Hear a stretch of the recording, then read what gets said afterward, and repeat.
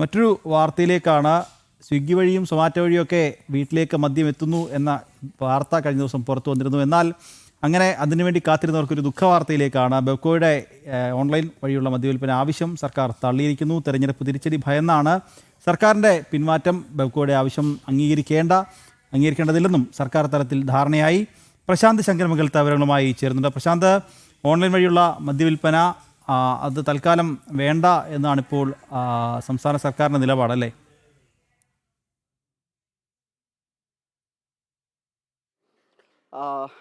നിഖിലെ, കഴിഞ്ഞ ദിവസമാണ് വെബ്കോ ഇത്തരത്തിലൊരു നിർദ്ദേശം മുന്നോട്ട് വെച്ചത്. ഓൺലൈൻ വഴി മദ്യം വീട്ടിലേക്ക് എത്തിക്കുക എന്നൊരു നിർദ്ദേശം മുന്നോട്ട് വെച്ചത്. അത് വലിയ രീതിയിൽ വാർത്തയാക്കുകയും ചെയ്തു.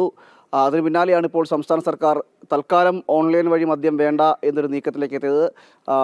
വകുപ്പ് മന്ത്രിമാരടക്കം ചർച്ച നടത്തിയെന്നാണ് നമുക്ക് മനസ്സിലാക്കാൻ കഴിയുന്നത്. ഇതിൻ്റെ അടിസ്ഥാനത്തിലാണ് ഇപ്പോൾ തൽക്കാലം വേണ്ട, അതായത് പൂർണ്ണമായിട്ടും വേണ്ട എന്ന് വെച്ചിട്ട് വേണം നമുക്ക് മനസ്സിലാക്കേണ്ടത്. തൽക്കാലം വേണ്ട എന്നാണ് ഇപ്പോൾ അറിയാൻ കഴിയുന്നത്. അതുകൊണ്ട് തന്നെ ഓൺലൈൻ വഴിയുള്ള മദ്യം അതിൻ്റെ വിൽപ്പനയൊന്നും തൽക്കാലം അതിനൊരു ഉത്തരവ് കൊടുക്കേണ്ട എന്നാണ് തീരുമാനിച്ചിരിക്കുന്നത്. തെരഞ്ഞെടുപ്പ് അടുത്ത് വരുന്ന സാഹചര്യമാണ്. തദ്ദേശ സ്വയംഭരണ സ്ഥാപനങ്ങളുടെ തെരഞ്ഞെടുപ്പിന് ഇനി മാസങ്ങൾ മാത്രമാണ് ബാക്കിയുള്ളത്. ഈ ഒരു സാഹചര്യത്തിൽ വലിയ രീതിയിലൊരു വിവാദമുണ്ടായാൽ അത് തിരിച്ചടിയാവും.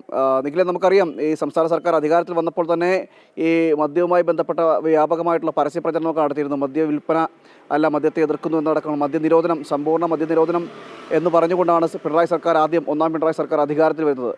തുടർന്ന് ഘട്ടം ഘട്ടമായി മദ്യഷോപ്പുകളുടെ എണ്ണം വർദ്ധിപ്പിക്കുന്ന നിലയെ നമ്മൾ കണ്ടു. ഇപ്പോൾ ഏതാണ്ട് 700-ന് മുകളിലേക്ക് എത്തിക്കഴിഞ്ഞിരിക്കുന്നു മദ്യശാലകളുടെയൊക്കെ എണ്ണം.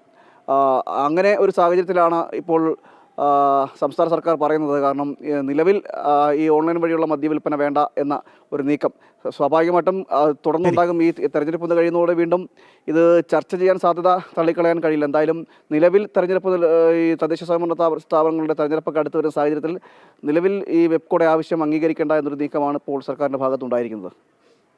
ശരി പ്രശാന്ത്, എന്തായാലും ഓൺലൈൻ വഴി മദ്യം വീട്ടിലെത്തും എന്ന് കാത്തിരുന്നവർക്കൊരു ദുഃഖവാർത്തയാണ് ഇപ്പോൾ സംസ്ഥാന സർക്കാരിൻ്റെ ഭാഗത്തുനിന്നുണ്ടായിട്ടുള്ളത്. തെരഞ്ഞെടുപ്പ് തിരിച്ചടി ഭയന്ന് ബെവ്കോയുടെ ഈ ആവശ്യം അംഗീകരിക്കേണ്ട എന്ന നിലപാടാണ് സംസ്ഥാന സർക്കാർ സ്വീകരിച്ചിട്ടുള്ളത്. വിവരങ്ങൾ നൽകുകയായിരുന്നു തിരുവനന്തപുരത്ത് നിന്നും പ്രശാന്ത് ശങ്കരമംഗലത്ത്.